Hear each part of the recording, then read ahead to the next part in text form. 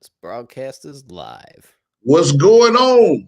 Welcome to In the Box, man. We have a great show for you today.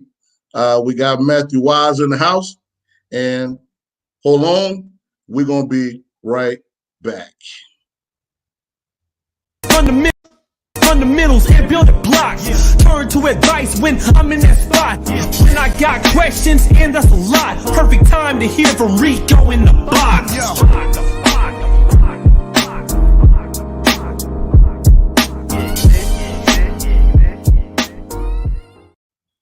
Whoa! All right, Matthew. The intro to your show is fire, dude. I love it. It's so good. You know, I made that track, man. That's my artist, man. Radiant, man. But yeah, man.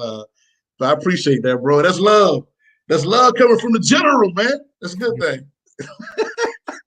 Man, it's been a long time coming, bro. Long time coming, man. Yeah, I'm happy to be here, man. And actually, matter of fact, man, maybe I shouldn't say this, but I'm gonna go ahead and put it out there. I'm kind of glad COVID happened. The fact, because you and I busy, I could get you on the show. If anything good, now it's not good if somebody passed away. No, I'd come on the show anyway, man. But now the COVID is the reason why I look like I just literally woke up after being like in a garbage can for 2 weeks. Now I've got the weird patches in my hair and stuff like that. I got sick, so you know. Yeah, man. I know it's good, man, that you kind of pulled through, man. You ain't you know, you don't look you sound good, everything, man. So yeah, I didn't get that sick. Whatever I had was mild. I don't even know what it was. It just matches up with the COVID description, but it never got serious, so I got very, very lucky. So we're gonna do a couple of housekeeping things, and I want to kind of thank my sponsors. If you're in the Jacksonville area, if you go out to see Wayne Downey at Arnie Palmer Toyota, 1290 Castle Avenue, and also go out and check out Henry Gatewood at Arnie Palmer Toyota. You know, take a test drive, and also Jamaican George down at Arnie Palmer Toyota as well. Those three guys, man, they'll actually take care of you. And don't forget Music Industry Makeover every Thursday night at 9 p.m.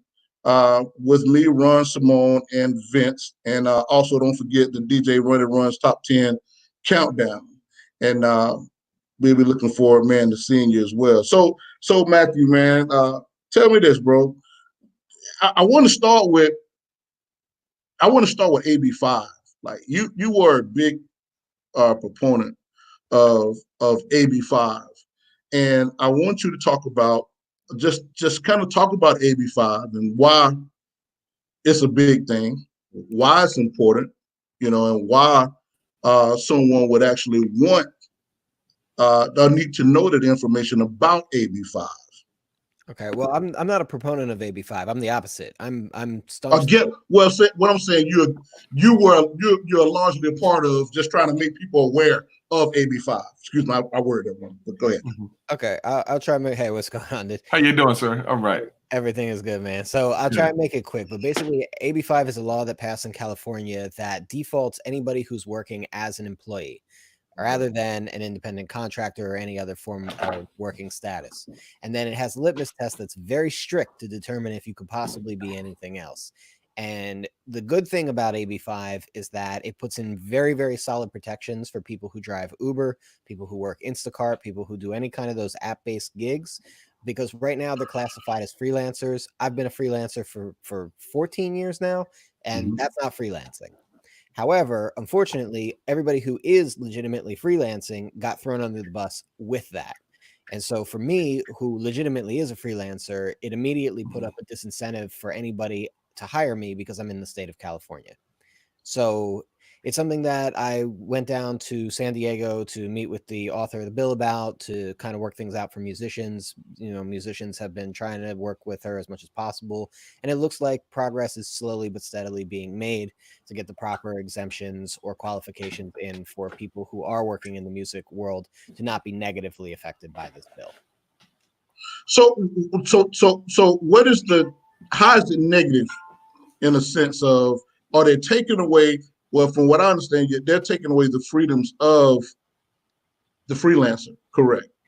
Kind of. So when you get hired, you can be hired as a freelancer or as a W-2 employee. The difference is that when you get hired as a freelancer, you yourself act as the business. So you take care of the social security for the business. You take care of making sure that you have your own insurance. You take the full responsibility of everything. Your employer is not required to provide any of those things to you. When you're hired as an employee, they need to provide you with benefits, workers' comp protections, minimum wage, things like that. And so there are certain things, and they pay a payroll tax that you don't pay. So for most people, all things being even, being hired as an employee is more beneficial, generally speaking, but it's at more expense to the person hiring you. So at the end of the day, that if I have a certain rate that I'm charging and I have to be hired as an employee, it's not going to change the person who's hiring me budget. So the money difference is going to have to come out of somebody's pocket. So either I'm going to have to lower my rate to compensate for the workers' comp that I don't need, the medical benefits that I don't need, the payroll that I can take deductions from that I don't need them to cover, all of those things. So either I lower my rates or they have to extend their budget. And if they can't, they're just going to hire somebody in a different state. So it disincentivizes people to hire when you have a real freelancing situation going on. That's kind of the problem. So where are we now with AB5? Right now, there's another bill that's being circulated called AB 1850, and there are qualifications that I submitted to Lorena's team that would exempt musicians under most circumstances. I've been at odds with the other leading voices on this because most people want a complete blanket exemption. I don't think that the AFM wants to play ball with that. I don't think Lorena wants to play ball with that. So in my proposition, I suggested that for musicians who are doing extended tours, basically they would not be exempted from AB5. They would have to be hired as employees and they would have to get covered with unemployment insurance and workers' comp. And I know that not everyone's going to love that, but my feeling is if you're off in Germany and France and England and Japan for 6 months out of the year and you get fired halfway through, you're going to need some kind of a safety net. If you injure yourself because a lighting fixture drops on the stage or some shit like that, you're going to want to have some kind of workers' comp because here you are dedicating yourself to this task for an extended period of time, really working only for one person. So I think it's a fair compromise. What it is right now is any time you gig, you have to be classified as a W-2 employee. So if you're the leader of a band and you want to go play at a bar, you would have to W-2 all of the other people in the band. And that's ridiculous. Wow. Yeah. It's kind of crazy. Well, I want to say this is my co-host, DJ Ron. He came in and how you doing? And anything you want to say, talk about on that, Ron?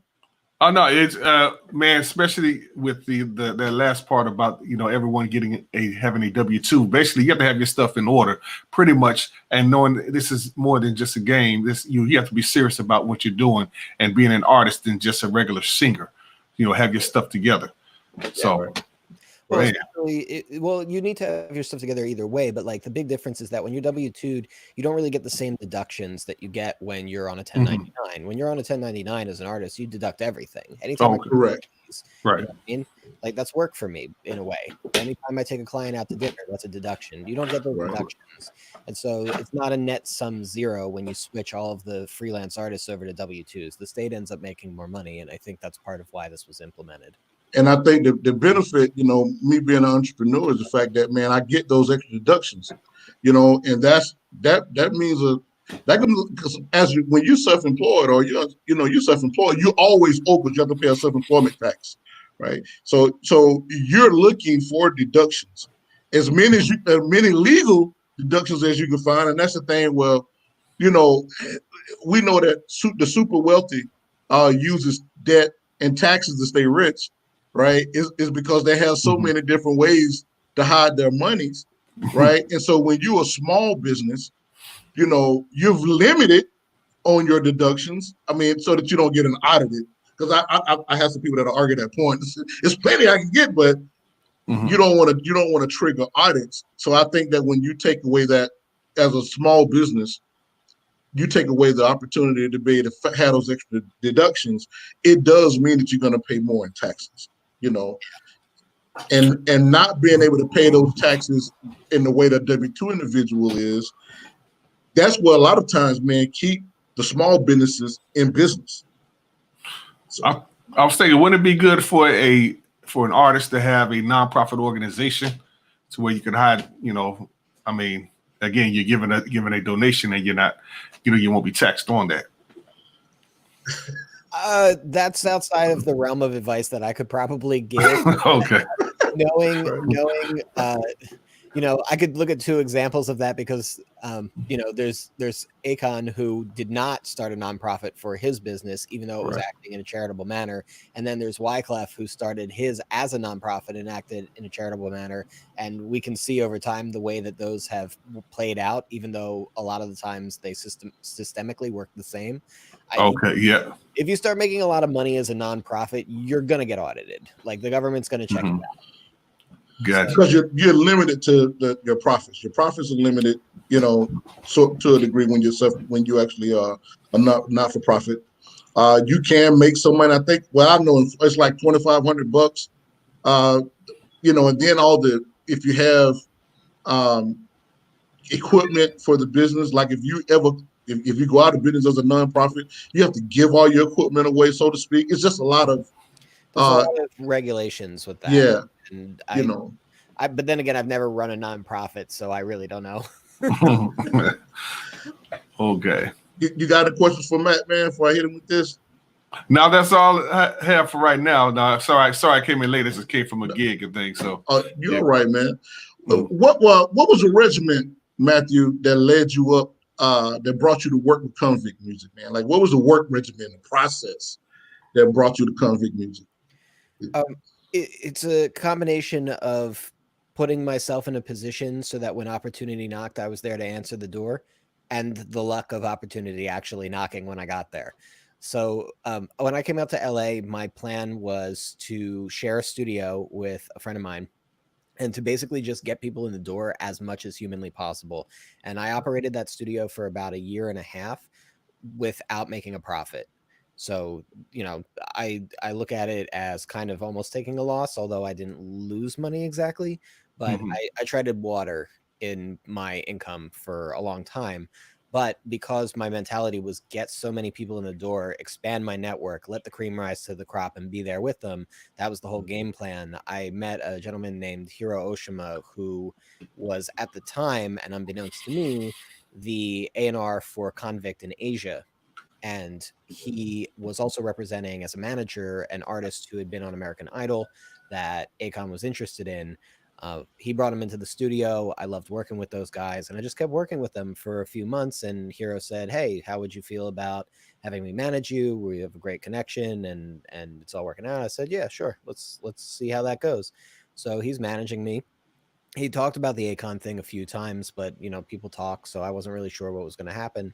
But then, as it turned out, Khan was actually really opening up a studio in Burbank, and he needed a technical consultant to help open the facility. So Hiro brought me in.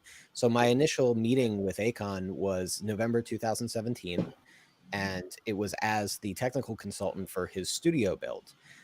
But at that time, he was still under Atlantic, and he was not back in the music game really full-fledged yet. That, I think it was May or June, he started seriously considering putting projects together.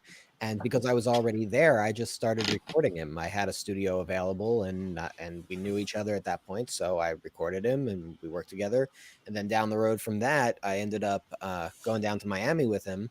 We cut a couple of records, and one of them was Te Quiero, which just came out. The music video just came out, which was the first mix that I had done for him. So I'd recorded him, and then I did the mix, and I played it for him, and he really loved it. So he asked me just to do all of the recording and mixing, put me on a salary, and there it was. Wow.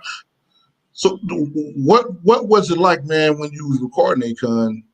You know, was it easy? Was it, you know, because some artists, man, that you engineer, some people are really, really cool. Some are finicky. They like you do a lot of things on the fly. What was it like what was the? I mean, what was the atmosphere when you was recording for the very first time? Were you nervous, or did you forget, man, where the knobs were? Just making jokes, man. But what was it like the first time you recorded him? Was it easy for you? The first time I recorded him, I was a little nervous because I didn't know what to expect, and because I've been a fan. He's not the first very high-profile person I've recorded before, but because of the nature of the relationship, I really wanted to have longevity with this relationship, so that added a certain amount of pressure. But what I found out pretty quickly is that working with Khan is one of the easiest things in the world. Like, he's super easygoing. He's hilarious in the studio, very laid back. Like, he really is probably one of the best people to work with. And on top of that, he's super pro. Like, his attention to detail and his understanding of his own voice is absolutely phenomenal. I've been vocal producing for a long time, and I'm pretty good at it. And I feel like I got to this certain level of doing it. And now that I'm at that level of doing it, I'm working with the easiest person in the world to vocal produce. It's just very simple because he gets it right. And when he doesn't get it right, he knows it. It's very rare where I have to be like, hey, let's just grab this again and do it with this inflection or something like that. It happens, but not often. So you got something you want to actually run? No, go ahead. No, man. So you mentioned, man, you really wanted the longevity of the work relationship to work out. I want to kind of go back and I want to freeze frame that, because this is something that a lot of artists, they don't understand and they don't know how to do. How give some ways that an artist, or whether you producer, whomever, you establish a relationship on a multi-platinum, or you want to work your way up to a multi-platinum relationships. How can you create longevity, with relationships in the game? That's a big question, man. That's probably one of the best questions I've ever been asked in an interview, and I don't have a great answer. Like, I've never answered it before, so you're making me think. I think longevity comes into just being consistent, making sure that you're fulfilling your role and always bringing a good energy, and you want people to want you there. You know what I mean? Like, because Khan can go into any studio anywhere and record with anyone. It's going to come out fine. And he doesn't always record with me. He records with other people sometimes, and it always comes out great. But he requests that I'm there. He'll fly me to a place just to be there because he knows of the connection and the energy and those kinds of things. It elevates the experience for the artist. And so that's really what I believe has kept me working with him for 2.5 years now. So. Wow, so it's all about building that relationship that could definitely, help last on to even future projects in the music industry. And that, wow. And the music business, Matthew, has changed a lot. How has that change affected the engineer? And was it good, or was it bad, or is it neither? It's good and it's bad. So when I started, I really started my walk through the door around like 2004 into the professional world. So I started pursuing it very seriously, and the landscape was just starting to change in music, especially on the East Coast, because that's where I was at the time. And the pirating and streaming really changed the way that music was being sold. Mm-hmm. The music industry started really fragmenting in a lot of ways. It's like all the power kind of consolidated into 3 major groups, and then all of the second layer of power splattered out into like a million different sub labels. And so there was no longer like your small labels, your medium labels, your big labels. It was just your big labels and then your small labels, and then maybe like a medium label here. You know what I mean? So right. When you don't have those medium labels, for a lot of engineers, especially engineers that are in my walk of life, that medium label is the daily bread. That's what keeps us pedaling. And, the big label gigs pay great, but they only come around once in a while. And the small label gigs tend to not have great budgets. So now it's figuring out ways to adapt more quantity for the same time spent working. But in the process of doing that, we all kind of learn to adapt and how to work with musicians and artists on a one-on-one level. So more often than not, even with major artists, I'm not going through a label. I'm not going through the A&Rs. I'm talking directly to the artist or directly to the artist manager. And Okay. I do like that part because it allows the opportunity to build relationships with an artist directly, as opposed to having to like kiss some A&R's feet, even though they're not doing anything productive, you know? Right. Man. Ron? Awesome. Anything, Ron? Oh no, you give us some great information, and we deal with a lot of gospel artists. There's some that are even watching now, and we try to tell them that the music industry is still the same, even though your content may be spiritual. But the fact is, you still have to build those relationships within the industry. Yeah. And if you're just now joining us on In the Box, we have Matthew Weiss, our head engineer for Akon, Convict Music, DJ Ron. We're just kind of talking about, the industry in itself. And Matthew, he's a phenomenal engineer. And then two, if you get an opportunity, please go up to, you can get all of Matthew's products at Weiss Techs. Where did I put it at? Here we go. Mm-hmm. You can get all of Matthew's products at WeissTouch.com. He has a lot. If you're just not starting to engineer, a lot of his tutorials, classes, man, they actually help you, so you can kind of help you get started. Take us through your journey of DAWs.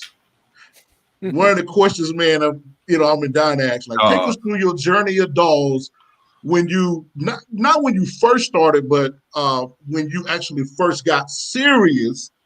Take us to, and then share the good, the bad, the ugly, and what you have proven to be true about those platforms. Now this is gonna trigger some folks. I've been waiting. You don't want to hear about how I was 15 years old messing around with Sony Acid? My first DAW was Fruity Loops. Fruity Loops 4, I think. It was when I was first really, because I was making beats back in, I think that was 2002, something like that. But I switched over to Pro Tools pretty soon after that, because at the same time I was also recording all of the jazz and orchestra concerts in school, and I wanted to be able to also mix them down and do my mix downs and do the recordings, and I found that Pro Tools was a little easier to do it. So I started on Pro Tools 4.3, I think. Oh wow. Okay. Yeah, pretty back there. And then I stuck with Pro Tools for a very long time because there really weren't a lot of competitors to Pro Tools for a while. Really wasn't. Mm-hmm. There was Logic, and that was Logic.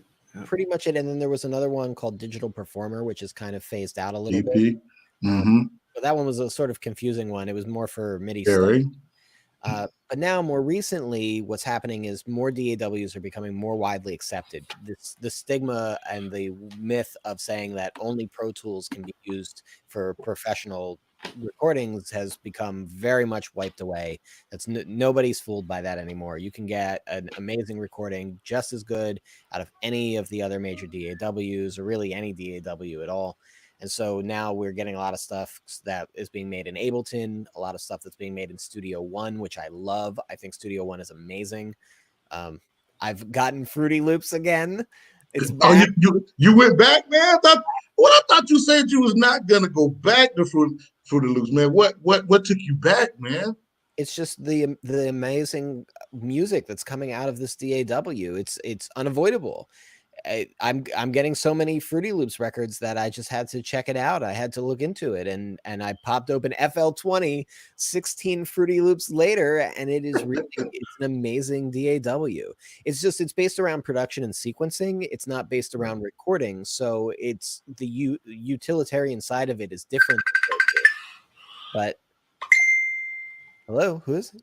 Oh, so yeah, somebody was trying to call me on that. They always do that, man. I always try to call you on Facebook, man. We'll put them on. Now go ahead, y'all. But that's basically the gist of it, is that these programs are all very competitive and very compelling. So yeah, I'm a 3D guy now. So what would you say? What would you venture to say that is the industry standard? Because people like to have that phrase now. Yes. Yes. And so what is the industry standard, if it's any DAW? Industry standard right now is a marketing ploy. That phrase is just strictly marketing. The most common platform you're going to see is still Pro Tools. That's not because of the quality. That's because it was the early market onsetter. Right. It was the only thing to buy when these studios were switching to digital. So you don't see studios with Cubase because Cubase didn't exist in 1998. Right. And now I remember Cakewalk back in the day. Yeah. Yeah. Yeah. Another one. Wow. Gosh, there were a bunch of them, really. There's been a bunch of really cool little audio programs. They're still super useful. Audacity, people still use Audacity. Right, I do. I know a few. What do you think about Reaper, man? What's your feelings on Reaper? The open source and how it changes as you can map it. You know, they have the shortcuts of any DAW. What's your, have you heard about talking about Reaper at all? Oh, sure. My buddy Langston Massengale, who owns Handsome Audio, makes the Zulu. He's a Reaper fanatic. He loves it.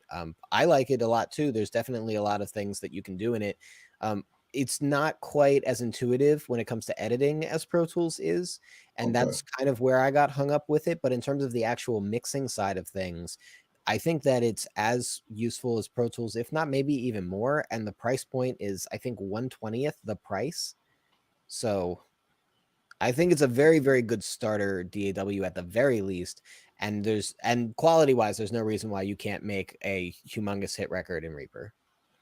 Well, I actually started, man. I started Pro Tools in version 5, but I was on the LE version, right? Yeah. And I was in love with Pro Tools, but then as I grew, and I needed more tracks, I started, recording a lot of singers, and I needed more tracks, and you had to pay more money to expand from 32 to 64. And then the reason I ended up going to Studio One is because they gave you everything out of the box, and unlimited tracks, man. But Studio One is great, but now I'm starting to score movies, and I scored. The last movie I scored was Hulk, and man, I caught the devil with trying to do it in Studio One because I usually do everything in Pro Tools, and I was like, man, I'm gonna do this in. And I had to do some surround sound, and S1 just don't do that, as of yet. That's the only thing. Yeah. Yeah, once you get into the world of film, then Pro Tools is still kind of the way to go because they have the visual interfacing, and that's going to be a lot more useful. And all of their surround, like 5.1, 7.1, stuff like that, is fully integrated because Avid is more of a movie company. So, like, if you go into ADR type of stuff or whatever it is, you're always going to be working in Pro Tools for the most part. They still have that side of the market for sure. The question, man, that I get asked the most, that I was asked to ask you the most, was when it comes to using native VSTs in a specific platform, is there a platform? It doesn't matter. Can you use the native VSTs versus having to buy third-party VSTs? Can you mix a industry standard record only using native VSTs? Can I, or can anybody? Can the average person, or I know you can, right? I know you can, but can the average person? Or what's your consensus on that? I think the average person is actually going to have an easier time doing it than I would because there's very specific things that I like to use because of what they do, and they're very hard to replicate. But well, for one, I happen to be a big fan of my Brocasti reverb, and I've just never found a reverb that sounded anything like it, and that's definitely not a native VST. So it's just certain like specific things. That's one. And take us through it.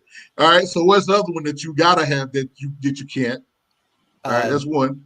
Well, all of my outboard I really am in love with. I've got a spring reverb that I just absolutely love. I've got an Aventi DSP 7000 that I absolutely love. But these are me things. If I could only use native VSTs, I believe that I could mix a record to appease any artist that would be listening to it. It just wouldn't necessarily be what I would want to hear at the end of the day, but it would absolutely be a working mix that would sound wonderful, especially if I have control over the initial recording of it. Then I can do a lot of stuff on the recording end and not have to worry about things on the mix end. So I got somebody here screaming by UAD. What's your feelings on UAD? If UAD is they make really, really good plugins. They had the best plugins for like a 10-year run easily. Now I think other companies are catching up. Plugin Alliance has a lot of stuff that's been catching up. There's a couple others that have been catching up, and so now it's a little bit more even playing field. I think if you have something like an Apollo interface, UAD is absolutely the way to go. You don't have to worry too much about other third parties because you're going to have everything that you need. If you don't have that interface and you have other third-party plugins, I think that the price of entry for UAD is not really worthwhile. I have no UAD plugins at home. Most studios I work in and most people I work with do have some UAD stuff, and it's wonderful when I get to use it, but I don't feel like I'm missing anything when I don't. What when it comes to DJs, what would you say would be the best interface for DJs per se? I'm not gonna say best, but you know, that's a better question for Ron. Yeah. man, yeah, that is a good question because there's so many out there. So I guess for as an interface, because I normally use Serato DJ, and so I got pretty much a simple connection because with my Mac computer, and then for us with the mixer or so. So I'm really not too sure. I guess it all depends on which one that you feel comfortable with. Yeah, that sounds right to me. The only one I'm familiar with is Serato, so the other stuff that might be out there, I wouldn't really be able to weigh in. I know some DJs use Ableton Live to trigger and things like that, and that's probably pretty cool too. But I don't usually do. I don't DJ, so you know. Serato's going to have to be my pick. It's the only one that I've ever used. And I need to upgrade, so I need you have to get some more stuff. But yeah, that seems to be the popular right now. A lot of DJs are using. So as an engineer, man, when people send you files to mix and they all are labeled audio, what do you do? Oh no! I'll call my assistant. Man. Oh God, I was dying to ask you that, man. I hate that, man. Like you get like 60 tracks, stems, and they all have audio, man. Here's why that's annoying, and clients never get this.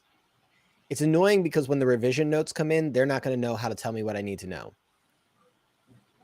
And that's a problem because I might have labeled it the bass, but if it was labeled audio 4 to the other person, they're going to just have to describe it and hope that I know what they're talking about. And that's going to be especially true when you're talking about like layers of synths, where it's like, turn up the high background synth, and there's 4 background synths and they're all high. And you're like, which one? The one that's highest in pitch? The one that's got the most treble in it? What are we talking about here exactly? And that gets very annoying. That is such a pet peeve of mine. And do you charge when you do get those files, do you say, well, hey, if you don't give them, I'm gonna charge you X amount of hours, 2 hours, 3 hours? How do you rectify? You just push the file back and say, look, man, I need you to label this. How do you handle it when it comes to you? Oh, I really try not to charge clients any more than what my initial rate is. I include all of my prints with that. I include 2 revision passes, and a lot of times I'll let a 3rd revision just slide through and not even say anything. Labeling, setting up the session, all that. I just put it all under the hood of one price because I don't like to nickel and dime or anything like that. So there's no extra charges. That's good. That's nice, man. Yeah, it's very good. You're a nice engineer, Matthew. To be on Calvic Music, to have the status that you have, that's really cool, man. That you do that, man. Yeah, well, because it's fucking hard to be a musician, man. It's like if once you're comfortable with the price, the last thing I want to do is make somebody uncomfortable with the price. Right. How, as an engineer, man, how you make money in today's climate? How do you make money in today's climate as an engineer? How hard is it to make money, or how easy is it to make money? If we're talking about COVID-19 climate, let me tell you, I'm trying to figure that one out because I lost a lot of work this month. Wow. Yeah, no, this same here. I bet. I mean, especially if I'm guessing you do live gigs as well. Yes. Yeah, all of those went right out the window. Yeah, canceled. Yep. So there was a 1 week delay from where you got hit to where I got hit. Everybody who was touring live, their tours got stopped, and then after that, everyone said my project's on hold. I was supposed to start Boys to Men this month. Oh wow. Pushed back indefinitely. I don't know, because their Vegas residency got canceled for 3 months. Wow. So I'm trying to work with them as much as possible to say, like, listen, I guess I'll lower my prices because nobody is sending work right now. And so WeissTuts.com, you can get my tutorials for sale because that's how I make money right now. I have 1 gig for April lined up, which is the worst April I've had in about 7 years. Wow. Man. Hey, the struggle is real, y'all. Man. I mean, that's just what it is. In general, once this bowl's over, you know, it's engineering is going to be like anything in the world of the arts, because you're going to have to first invest into yourself, which means you're going to operate at a loss. And a lot of businesses do this. If you think about a bakery opens, and for the first 5 years, usually it's catching up to how much it costs to open. There's a bank loan hanging over the head. I've probably invested $30,000 to $50,000 into my own career over the course of these last 14 years. And that's just what it is. So, you know, you have to get yourself in a position where you're so readily interfacing with clients that you constantly have work coming in. And that means you need to be meeting people in person. You need to be taking gigs at a lower price point than maybe you would want to. You basically are saying yes to everything that you can for as long as you can until you're compelled not to. And that's the point at which you say, okay, now I have a standard for my rates, and there's no reason for me to take any less. And that's the point where the needle starts turning around. And for me, that took about 5 years. And I feel like I did it maybe a little faster than most people, but maybe for some people who stayed in recording studios and worked in recording studios, maybe a little slower. So it really just depends on where your exact trajectory is. I'm glad you said, you know, that you invested $30,000 into your career. That, you know, I want some of these artists to understand that, to where don't stop trying to look for a free ride or so. You got to invest in yourself. Okay. And again, it's about relationships and budgets, as I tell people concerning the music industry. There's no such thing as a free ride.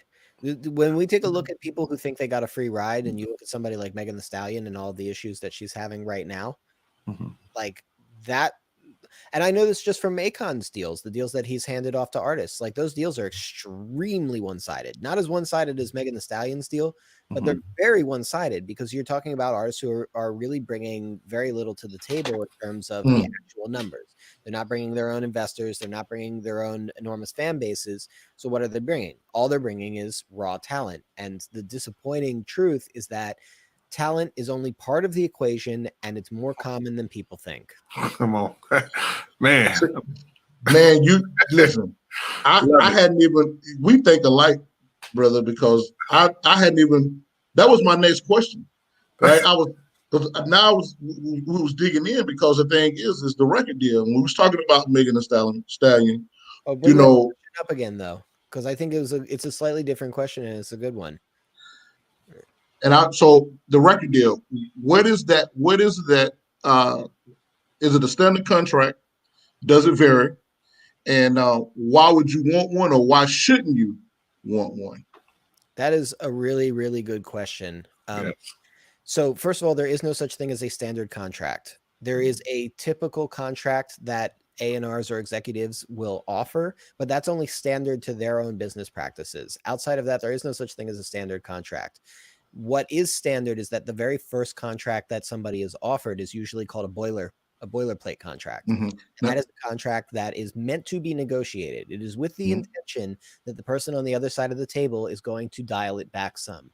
And a lot of people think that they can't, when in reality, you very much should. Why would you want one? You want to work with people that are going to work in your best interests. So if you feel that a partnership with a company that can, in good faith, advance your career, and in a way where it's not going to hold you back, if it's people that you feel that you can trust overall, which is dicey, but you know, people that you feel will have your best interests at heart at the end of the day, then it's worthwhile. The reasons why you don't necessarily want one is because, first of all, anytime somebody is giving you something up front, They're taking way more on the way. Come on now. And that's, Now, but see, you said so. I got to back you up. Just hold that thought, but I want to go back to what you said earlier. You said you said a key word that we got to expound.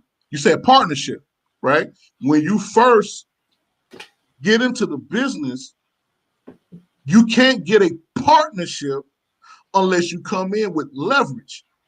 And when you come in with leverage, that means you got to already be making money. You got to already put money in yourself. That means you got to already come to the table with a fully functioning business model. Talk about that, man, for a minute. So anytime that you step into a negotiation, you always want to come from a point of power. If you have nothing that the other person wants, they have all of the power. If you have something that they want, then you have some power. So you have to make sure. This is why people say, like, people hit me up and be like, hey, how did you get a manager? And the way that I got a manager was by having a studio that Kanye West and Cisco and Dizzy Rascal were coming through on a regular basis, and being a name in the music business already. People have found interest in me because I already have a platform and I already have something. So, the kid that Hero brought through the studio, Elijah, had already been on American Idol. He was already an American Idol top 10. So that's why he has a manager. It's not the other way around. The manager isn't going to provide you a career. That's totally nonsense. Oh, tell it. It was not, because that's not, in fact, technically in the state of California, it's not even legal. An agent can get you gigs, but a manager can't. Not legally. Thank you. Because a lot of artists have it so backwards. So they get out there and say, yeah, I want to sing, and then they start looking for a manager. Like, you don't have no fans. Don't nobody know you. Right. What's there to manage? Right. If you're getting so many orders and so many calls for doing live shows that you're having trouble keeping up, then you need a manager. And that's, you'll know you need a manager because you need a manager, not because you aren't doing anything with your career. So yeah, there's no, what people are usually looking for somebody to give them a career in that way, that's a record deal. That's a label that's willing to put the fan base together and things like that. But you got to remember, if you don't come with the fan base and the label makes that fan base, the label owns that fan base. They made it. Perfect. Go ahead, man. There's certain things that people really do need to look out for in contracts, and I'd say that there's probably three things that we can learn from the Megan Thee Stallion situation. The first one is controlling rights. That's a big one because people don't understand what that is, but it's the ability to have and exercise control over your own music.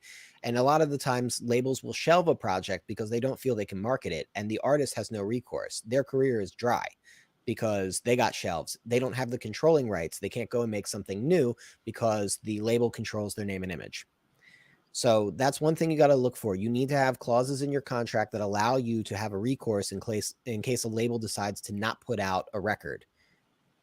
Right. Another thing you need to look for is the duration of the contract. Most of these contracts and boilerplates will say in perpetuity. Anytime you see that phrase, you need to get a red pen and you need to mark it, because you need to read that you need to read that a dozen times and check what is in perpetuity.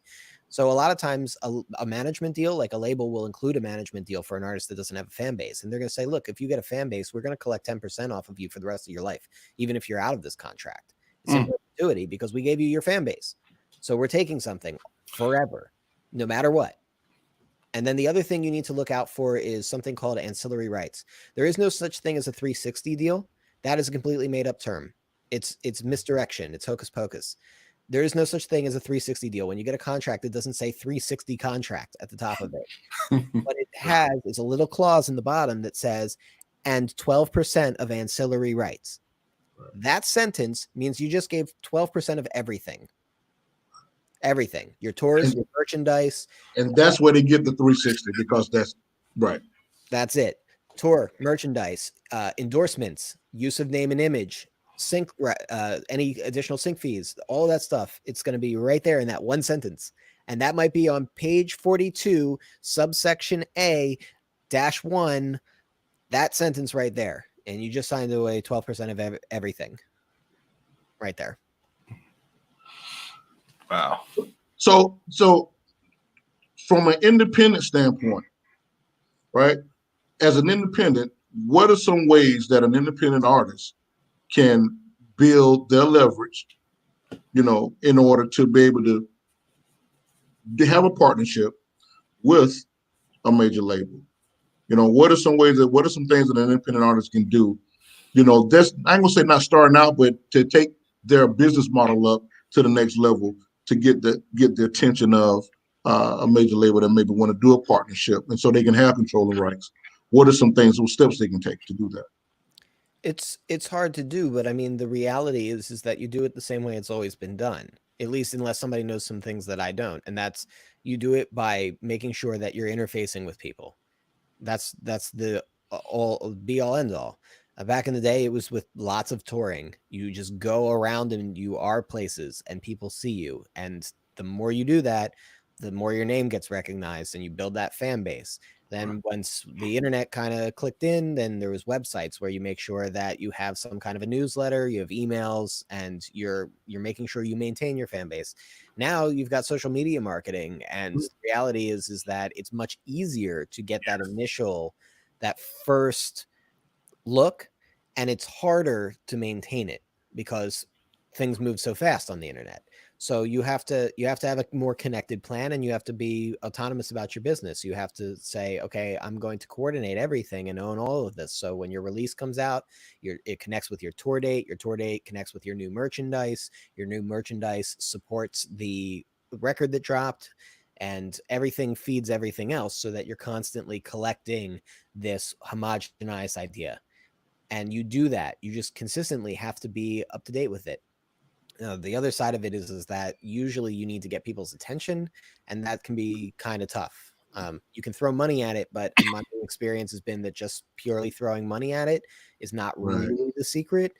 It's more, you can throw actually not that much money at it and have something that catches people's attention, and it will go further than if you throw more money at it and you have something that doesn't. So that's good. Weiss, can a person do this all by themselves? No. Okay, I just want. But it didn't take you long to say that. And talk about why they can't do it by themselves, man. It's completely unrealistic unless you have Taylor Swift's parents, who were both hedge fund managers and can afford to send you off to Nashville to work with the top level producers and people and put your music places right off the bat. You're not going to have the bankroll to, minimum that you can get away with a promo is like $2,000 a month. And that's really like bottom of the barrel. Where's that money going to come from? Especially when you consider like what you're going to need to do to put together records and things like that. Then on top of that, there's just the sheer matter of putting together records, which is not a single person endeavor. You need people who specialize in the creation of records. If you try and do everything yourself, you're either never going to get it done, or some part of it is going to be rushed. So well said. So, you need to form a team, and this is the way that I got my foot in the door. I did with a guy named Random. He was a rapper in Philly. I did not get paid. I never got paid, and I never really intend to. As long as I'm working on a project that is just him, I've never charged him, ever.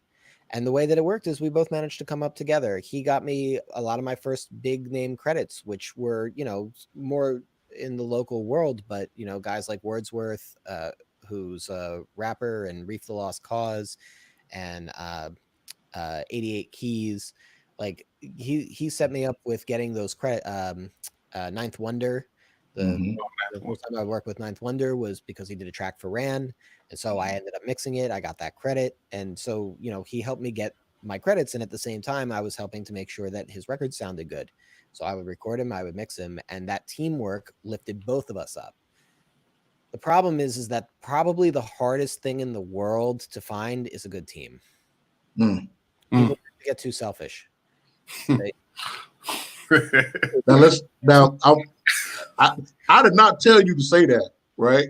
I didn't send you a text message to tell you to say that term. Sure did. Selfish, right? So I have what's called a crew method, for independent artists. When you're an artist, you don't have money. You have to have a graphic artist. You got to have someone that can do web design to a degree to kind of help you look good out here. that should be somebody that's on your team. Obviously, you need an attorney. When we, but if you're not able to get one at first, but being able to at least get someone on your team that actually understands just the music side of things. But talk about that.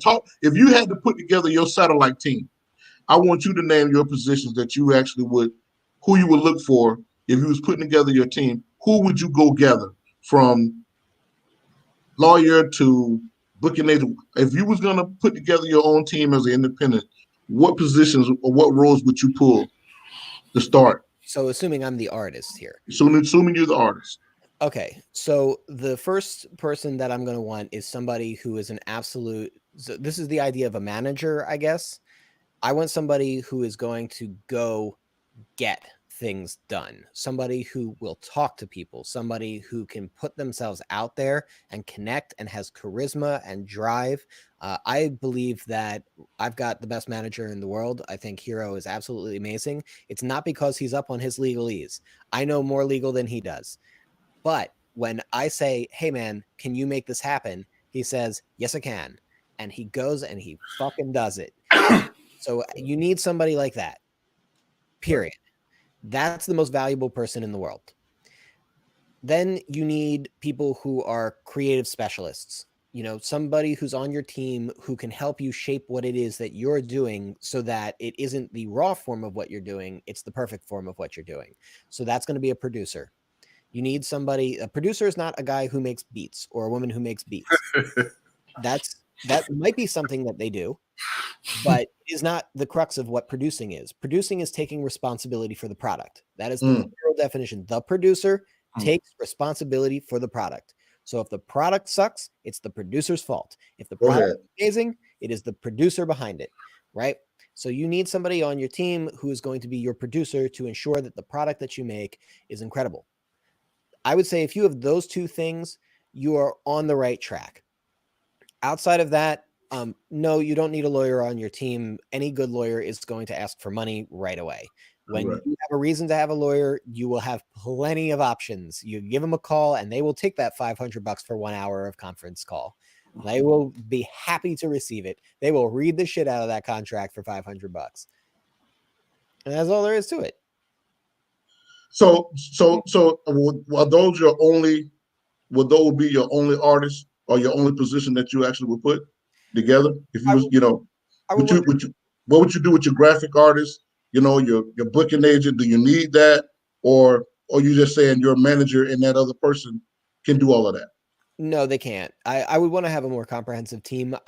What I'm saying is that from my standpoint, those are the two main roles that have to get filled. Okay. You need your go-getter and you need your person who's watching the product itself. But then you're going to need more people. You're going to need people who specialize in promotion, having somebody who can market. You know what I mean? Like that's different than the go-getter. The go-getter might have good input into that, but the marketer is somebody who can go onto a medium and say, all right, this is how we're going to make Facebook work. This is how we're going to coordinate it with Twitter. This is how we're going to coordinate it with Instagram. This is how we're going to coordinate it with the show that you've got in Syracuse, New York on December 45th, 2045. You know what I mean? So you need your graphics person who's going to help the promoter and, get your albums designed. Maybe that person has more artistic input than graphics alone. Maybe they can also help storyboard a music video. So there is some cross pollination, but you're also going to need people who can do that. It's a million things that you need, and this is why really you can't do it by yourself. But if you've got the producer and you've got the go-getter, then anything else you need between the three of you, you can figure that out next. I always say, man, that when you release music, audio by itself is dead. You need to be able to have a video attached to your single. Talk about, because you're just coming off a video, man, with Akon, but talk about how important that is now to have visuals, man, with your singing, and why just by posting audio alone is a moot point. So music is a subgenre of an industry. It's a subgenre of the entertainment industry. And that's what you're part of when you're an artist. You are an entertainer. So to look at it as music, music is one aspect. It's one part of it. And, I know plenty of people who alone do music. There's a lot of people in the gospel world who alone do music, and they make their money by touring, mostly churches, but sometimes also factoring in like schools or events. And that's what they do. And they are strictly musicians. They're not putting themselves out there as being artists, superstars, or whatever it might be, or celebrities. They're not going for that. So you can be a musician, and that's a different industry. It's an intersected industry. It's very largely intersected, but when you're an entertainer, that's an entire thing. It's everything. It's the way that you're seen in the public eye. All of these controversies that we always hear about, these are many times scripted, and they are for the purpose of entertainment. They are to entertain people. The music business interfaces heavily with film, TV, movies, because it's part of the entertainment business. They're getting it out there in that way. And so when you do a music video, that is also visual representation of the art. It is part of the entertainment of it. The tour, the live show. Oh my God, the live show. That is the big missing piece of the puzzle for so many artists. The artists that are like, what do I do now? I don't know what to do now. And I say, well, when was the last time you did a show? And they say, I've never done a show. I'm like, you've never gone out and performed live? And you want to have an entertainment career? How that's never happening in a million years.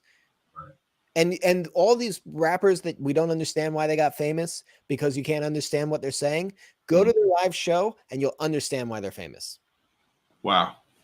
That's good. And that makes sense because it's a lot more impacting when you're live or so, and then it makes the music sound a whole lot different. Like, oh man, because they remember that experience that they had at the live event.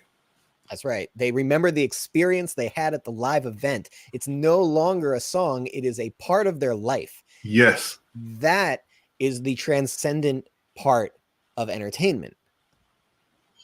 Now, we are in COVID lockdown. We're in. Do you think that there's an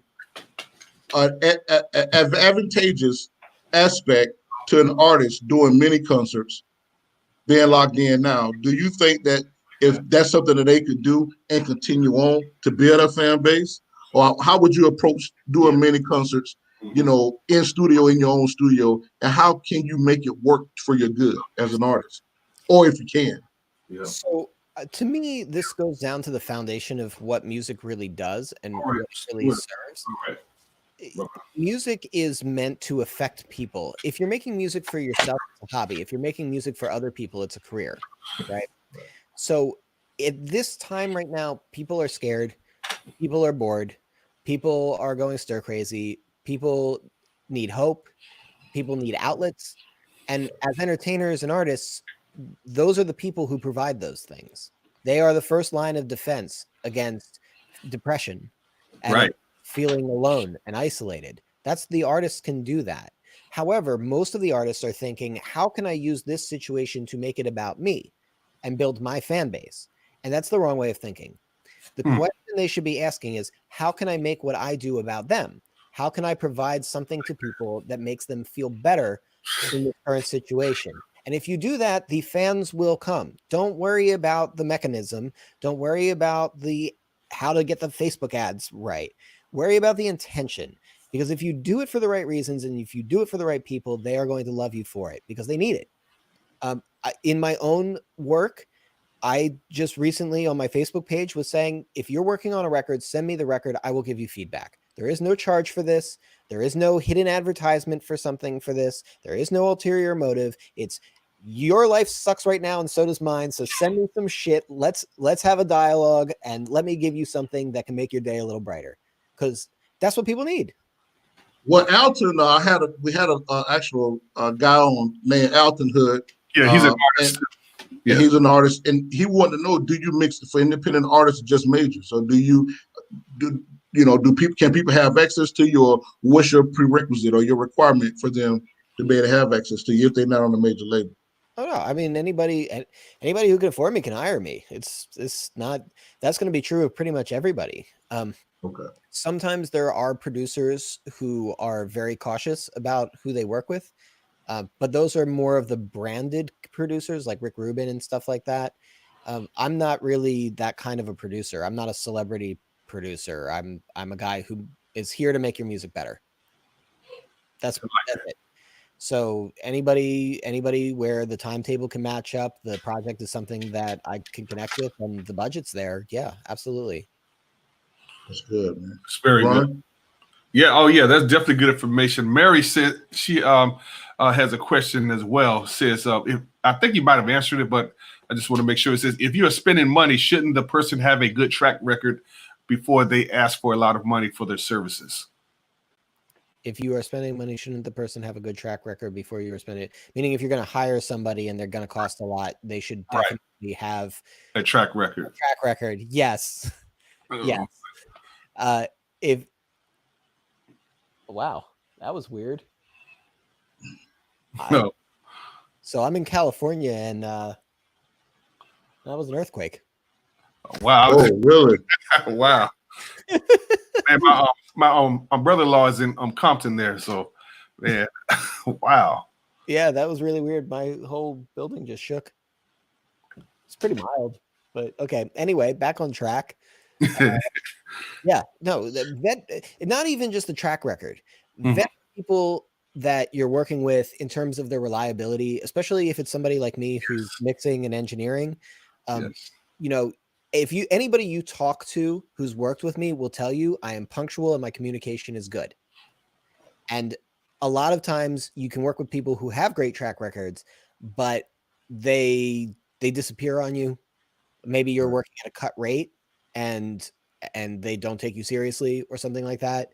My philosophy has been, once I say yes to a project, it's as important as any other project. Doesn't matter what the price is. Half the time I don't even know what the price is because it's been worked out with Hero. So it shows up on my desk and it is the most important thing for the day. And there it is. So, you should also vet their reputation, not just their track record. So let's talk. You say vet the reputation. So let's talk about that. But I just want to talk about the scenario, and what may happen. So I want to take, for instance, you got an artist that's a popular artist, and that artist, has a deal, and they actually ended up trying to do another deal with another person, and crap over the person that gave them that start, right? And they want to try to go after more money. And although they may be talented, how does that affect them in the long run? When even if you go into a bigger contract, wouldn't the owner of the bigger contract look at you and see that you kind of cutthroat, and then that's gonna hurt you some down the road on how you crap on people just trying to go after more money? Talk about that for a minute. And how does that work? And how should an artist handle that?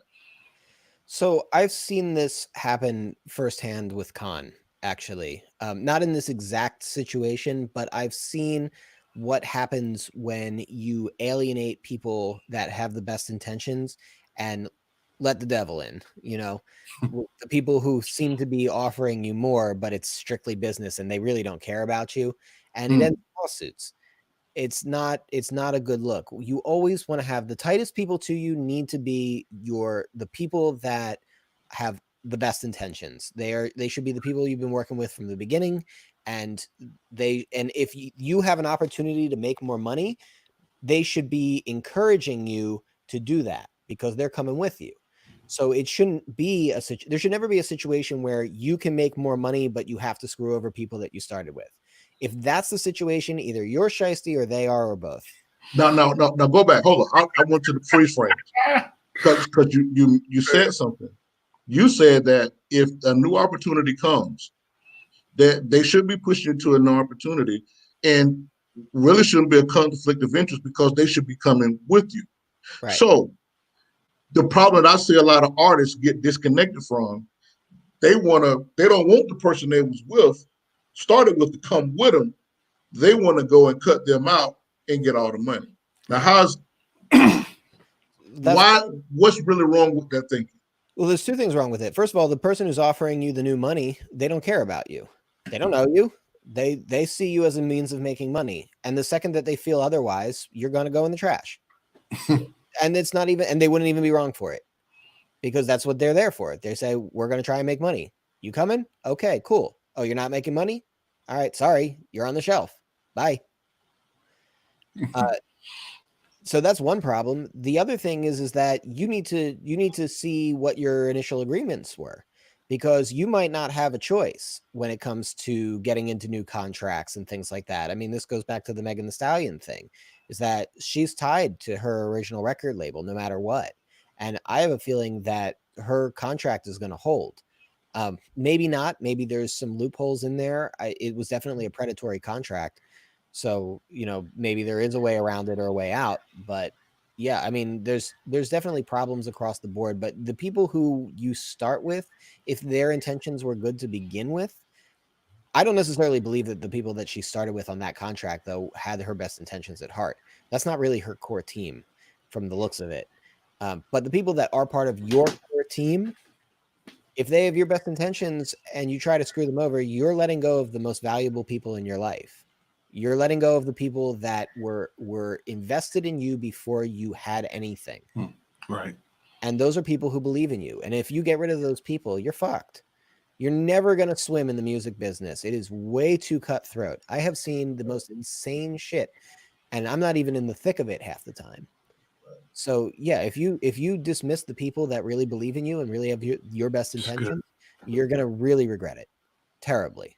Yes. So when we go back to Megan Thee Stallion, she signed with 1501, right? And this guy's relatively he's new to the business. He's just the money man. Carl is the money man, right? Now he went and did a deal with 300, did a deal with 300 because he needed to be able to get to the bigger platforms. Talk about why that deal, in it, before it even gets to Rock Nation, going from one contract and then inking another contract to get on the bigger platforms, because he did need another contract because he couldn't get her on those platforms, and going to Rock Nation, and just how all that became so convoluted. But why was it so bad for her on the first two? Right. I haven't looked at what the deal looked like between 1501 and 300. I sort of only looked at the initial contract to see what was in that to form my opinions on that situation. But contracting with 300, 300 is probably most notable for Cardi B, but I believe they also have Migos on their label now as well. They have a managerial platform that allows for Megan Thee Stallion to, branding wise, really engulf that demographic, because she belongs in that same demographic. So opening on tours, positioning for music and things like that in terms of like film and TV opportunities. A big one is like a lot of backdoor deals are made with like strip clubs for that style of music. That's very lucrative. You can show up to one of these clubs and literally just for walking in the door, they just hand you $15,000 because you're there. Wow. They're called walkthroughs, and be really lucrative. And so they have those kinds of connections. So 1501 might be looking at that as say, okay, let's change the nature of this deal. Let's change it to a joint management deal. Almost any label contract is probably going to be allowed to do that. And actually that stuff I think is okay, because you want to give the business people the flexibility to make business decisions. That's what they're there for. The problem is that the assets of Megan Thee Stallion were so lumped over to 1501 that they could hand her entire career effectively over to 300 if they wanted to. Exactly. They're playing with all of her ability to be an artist, and that creates a very, very one-sided situation where now if 300 does something, 300 might have been looking at Megan Thee Stallion as competition and said, guess what, you're never going to play at any of these venues because we can bar you from them now legally. Wow. We don't want you to interfere with Cardi B. Wow. Yeah, and that makes sense, because it's all about making money, right? And so if they feel that you are a threat, so it's like, hey, well, now I have control over you. It happens all the time. Tory Lanez and Khan have a record together, and we can't put it out because the label, Tory loves it and wants to put it out. He signed off the publishing release, but the label said that it's going to interfere with the single. And so it had to get shelved, and now there hasn't been a good time to release it. And the label made that decision because they said this is competition. So, wow. So So we're wrapping up here, man. But I want to ask you something. Publishing. How important is it? And just in your words, how important is publishing for artists to learn publishing?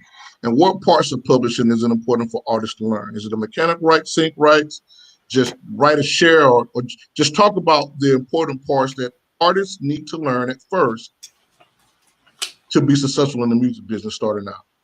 Oh, I mean, those are your sources of income. If you want to make money in the music business, you need to know where that money's coming from.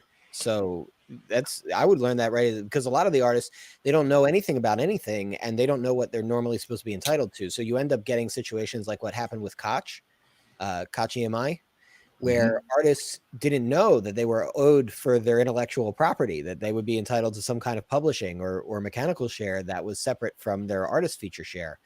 And so they had to do audits that would date back like 10 years. You know how hard it is to audit a label 10 years back? It's very hard. And that's a label that exists. Now, the problem with Koch EMI is that Koch changed over labels. It was sold and resold twice in a 10-year period. So all of the artists that were on Koch that were owed money, they couldn't collect because that label had changed 2 times and those records were gone. They weren't auditable. And so they're absolved. So if you don't know where your money's coming from, you only have so much time to get it. You need to know what you're going to expect. You need to know who's aggregating. You need to have a lawyer there to make sure that you're going to get it. So yeah, you got to know that where your streams of income are coming from. And the other side of that too is your publishing. Your intellectual property is your other recourse for if you have a problem with your label, because Taylor Swift can re-record her music after her sunset clause is complete because she has the publishing controlling rights of the intellectual property. She can't re-release the sound recordings that her label Big Machine owns, but she can re-record the songs and make new sound recordings because she has the publishing. So that's giving her recourse when she's not getting what she wants from her label. You got to know about this stuff. Megan Thee Stallion doesn't have that. Correct. Wow. Correct. It's important to know. Which is why we tell artists all the time, learn the business so you don't get screwed over, because people will take advantage of you, even in all forms of genres of music. Yeah. Oh, sure. Oh my God. All genres of music. This is the music business. Don't be fooled for a second. The people who claim to be the most righteous Christian evangelical people in the world and be the first people to turn around and cut your throat, man. In the name of the Lord, right? Yes. In the name of the Lord. And they will take your publishing. Yeah. Wow. So Matthew, man, I want to say thank you, man, for coming on the show, bro. And I really appreciate it. But we usually play a little game before we get out of here, right? At the end. And this game is called 10. So I ask you 10. It's either or answers. You don't think about it, right? You gotta pick one. Doesn't matter, right? But I'm gonna call it out to you, and it's all about you. Just saying what's on your heart. All right. It's a quick one sentence. Got it. Xbox One or PS4? PS4. Martin Luther King or Malcolm X? Malcolm X. Spender or saver? Spender. Paul or Peter? I'm not religious enough. Losing or winning? Both are extremely valuable. Death for life or life for death? Say that again? Death for life or life for death? I don't understand that question. Is that saying either die or go to prison? Death for life or life for death? You got to get up. Just whatever it means to you. Death for life. Right. Death for life or life for death? No, that's my answer. Death for life. Okay. I would rather die to live than live to die. Okay. That's it. There you go. Netflix or Amazon Prime? Amazon Prime. Wave plugins or Isotope plugins? Tough one. Depends on what I'm doing. Machine or MPC? Machine. Pizza or pork chops? You say again? Pizza or pork chops? Pizza. I don't eat pig. All right. That's why. Matthew, you got through it, man. Listen, If you guys get an opportunity, please go to wisestouch.com to pick up Matthew's products as well. And let me see if there was any questions here before we got here. Okay. That's the best place to get information. So if someone says, where's the best place to get the information? So Cedric, what do you mean? What information? Cedric is an awesome producer himself too. So yeah, MG Music Group. Okay. So his question was, where's the best place? I don't know. He didn't say what information. He just said the best place to get information. I guess he was probably talking about Weiss. Weiss's website. I'm thinking. Hopefully that's what he's saying. Okay. Well, there's a couple I could throw out there. For my own personal website, that's weiss-sound.com for my engineering stuff. For the information that I do teaching-wise, that's at theproaudiofiles.com. And for the for sale stuff, which is more in-depth and structured in a way that's more digestible, that's the link that you've been sharing so graciously, weisstuts.com. All right. So there you have it. Been a long time coming. Been waiting for him to get on the show. Next week, we're going to have Cuzzo DeVille. Don't forget to go to actually YouTube, man, and subscribe to Southern Input for the In the Box podcast. And then also, we actually are doing Just Life, my new podcast for people that struggle with depression. If you're struggling with life, if you sometimes feel like you want to give up, that's what that podcast is about. It's to encourage you, man, and show you some things that you can do to kind of help you overcome, your disappointments and discouragements as well. We'll be doing that Sunday at 8 o'clock. And I want to say thank you for coming on, Matthew, man. Yes, we appreciate you, man. Man, thanks. Yes, thank you so much. This is one of my favorite interviews, I think.